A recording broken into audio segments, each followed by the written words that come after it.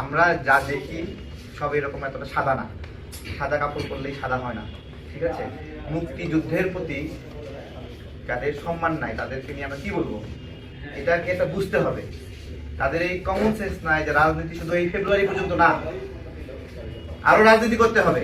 এমন একটা দলের সঙ্গে গেল, তারাই বলছিল যে ইতিহাসের দায় আছে এবং কারোর সাথে নির্বাচন করবে না, কারণ তাদের কথা ঠিক নাই। তারাই জোর গলায় বলছে না 300 আসনে দেবে, বলছে না যে আপনার হলো তারা জয়ী হবে 400-এর মধ্যে 300 পাবে, এরকম বলছে না? বলছে না? তাহলে এগুলো হলো আমরা দেখলাম তাদের মুখের কোয়ালিটি, এই মুখ দিয়ে কি কি বের হয় সেটা আমরা জানলাম। আমাদের নারীরাই তো সবচেয়ে বেশি 1971 সালে সাফারার হয়েছে।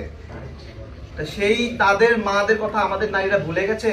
তাদের মায়েরা, তাদের আগের প্রজন্মের নারীরা এই তাদের প্রতি কি আচরণ করেছে এই মানুষগুলো, এই রাজাকাররা, এটা ভুলে গেছে? ভুলে যাওয়া এত সহজ?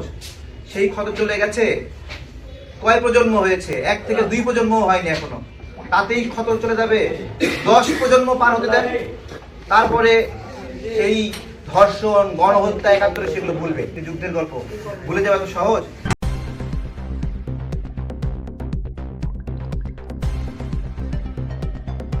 News Vision Digital Multimedia.